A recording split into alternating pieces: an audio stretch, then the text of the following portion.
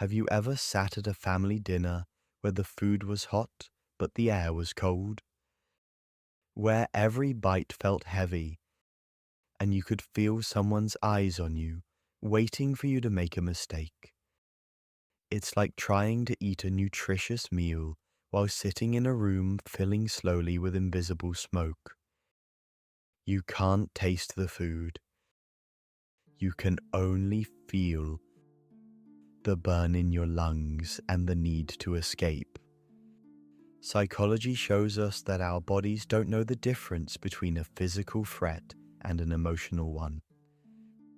Research tells us that stress from a hostile environment triggers a powerful fight or flight response.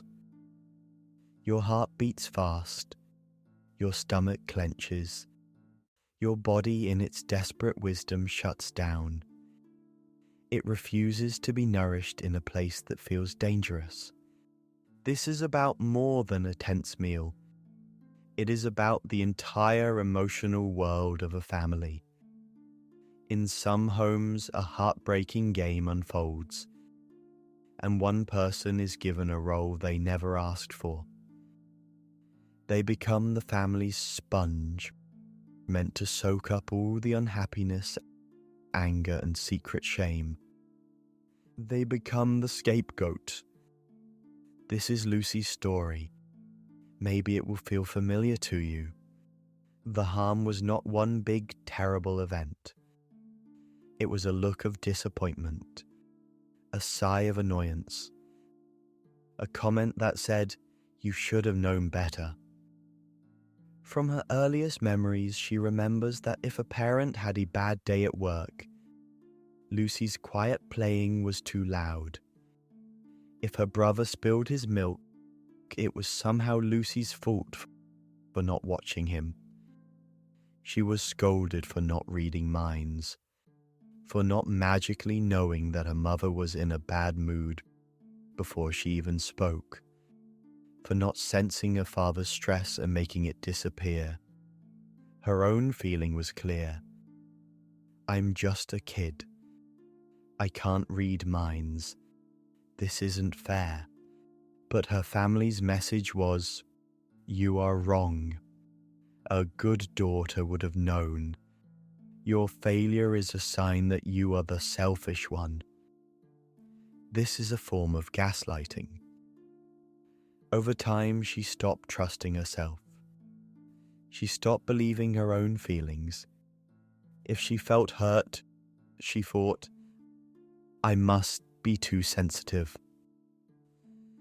If she felt angry, she thought, I must be a bad person. She was losing the most important tool she had, her own inner voice, her intuition, her sense of what was real and true. Maybe she didn't notice her mother's tense shoulders and asked for help with homework at the wrong time. The coiled anger would explode, and Lucy would be the target of a fury she didn't understand. Or maybe years later, her parents' marriage began to crack. Her father was having an affair. Lucy, a child, didn't see the hidden texts or the late work meetings. In her family's twisted logic, the collapse of the marriage became her fault too. The family's silent script was, we are not falling apart because Dad is having an affair. We are falling apart because you, Lucy, failed to notice it and warn us. It sounds unbelievable, but this is what happens in a family that uses a scapegoat. Carl Jung talked about the shadow. This is the part of ourselves we don't want to see.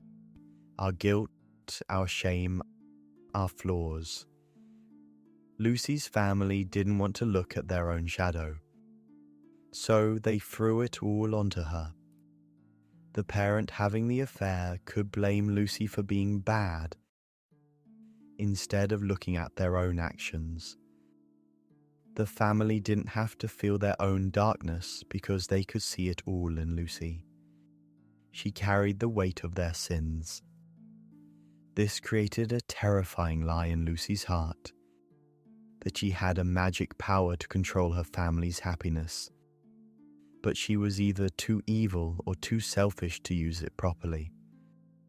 This is the scapegoat's trap. It creates what psychologist Murray Bowen called a profound lack of differentiation of self. Lucy never got to have a self separate from her family's problems. Her identity was glued to their dysfunction. Although throughout the years things started to feel wrong for staying around and listening to what her parents had to say every single day in repetitive loops, she tried to find a safe place. For Lucy, it was schoolwork. Her books became a fortress wall. The quiet focus of studying was a room she could lock from the inside.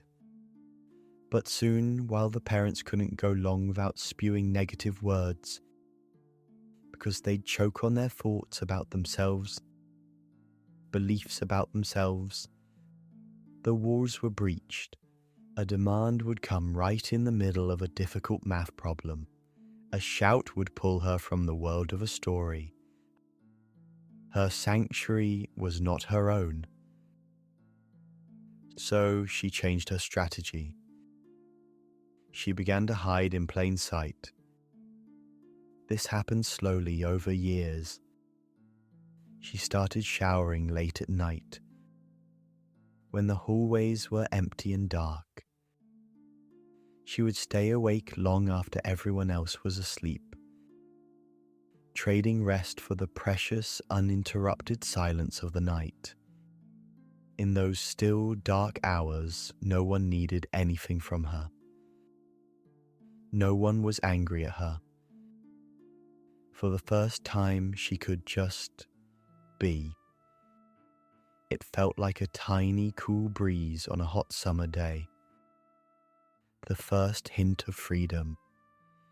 She did this for long enough that it seemed like the parents did actually forget all about her existence more often, which was a taste of freedom for her. By the time she was a teenager, the separation was complete. But that little breeze of freedom was gone, replaced by a heavy, cold loneliness. Her family would leave together to get ice cream and not even ask if she wanted to come.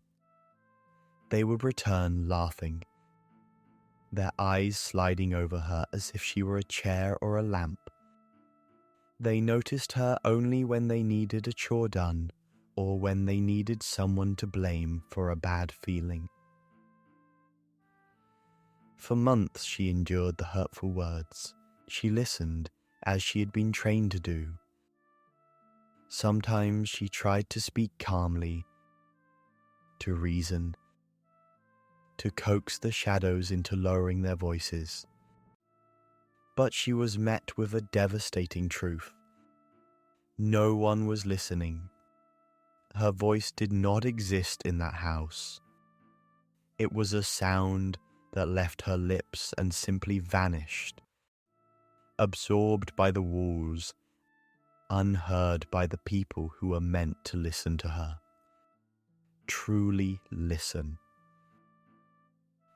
Then one night in the lonely silence of the empty kitchen, a new feeling rose in her chest. It was cold and hard. To survive, she would have to learn to fight. She learned their language. She studied their rhythms. She saw what words made them flinch. She saw what topics made them look away. She honed her own words into a sharp, sharp blade. She forged a weapon from the very poison they had been dumping on her for years. She learned to beat them at their own game. A painful ritual would unfold. Someone would start yelling at her and the others would watch in silence. But the moment Lucy defended herself, the moment she used her new sharp tongue, the family would suddenly unite. They would turn on her. "Why are you so cruel, Lucy?" they would say. "Look what you're doing to this family." The fights wouldn't end until someone was crying, defeated and humiliated. And it was rarely, if ever, Lucy. She had become the strongest fighter, but the weapon was double-edged. It cuts both ways. After she fought with words until someone cried, they would all huddle together, comforting the wounded sibling, leaving Lucy completely alone in the corner. In the quiet after the storm, she was consumed by a deep, ugly shame. She felt sick for using words as weapons. She hated herself for attacking the very insecurities she knew so well. She realized that every victory in these twisted battles was a step closer to losing herself.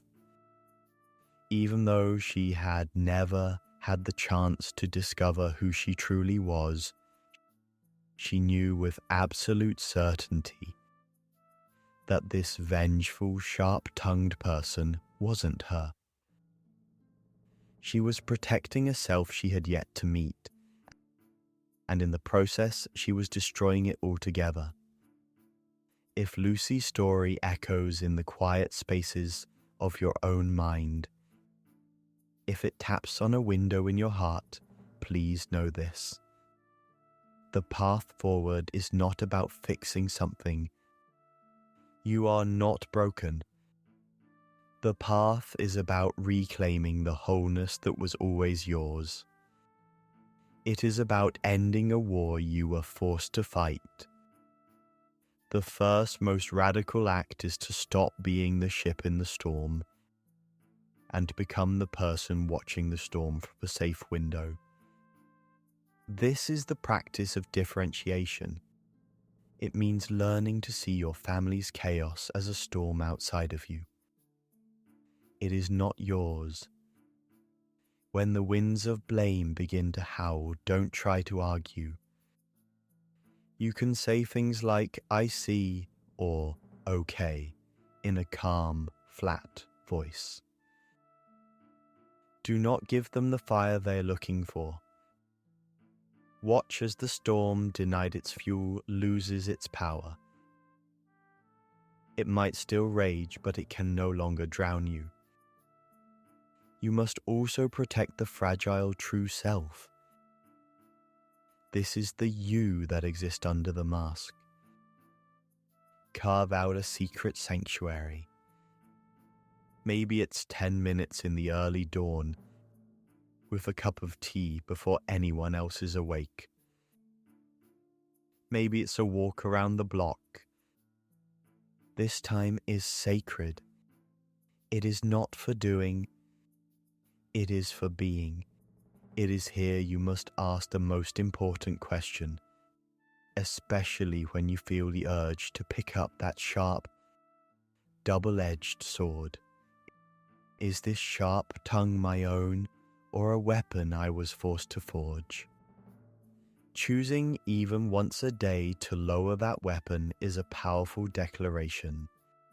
It says, "I will not become the very thing I'm defending myself against." Healing begins the moment you realize the role you were forced to play was a survival strategy. It was a costume you put on to get through the day. It is not your identity. These steps are not about winning your family's war. They are about securing your own peace until the day you can finally leave the battlefield altogether. You were never the poison. You were the child forced to drink it. Your greatest act of rebellion is to now choose nourishment. To finally sit at your own table in the quiet of your own soul and partake in a feast of your own making. As Carl Jung once said, "The privilege of a lifetime is to become who you truly are."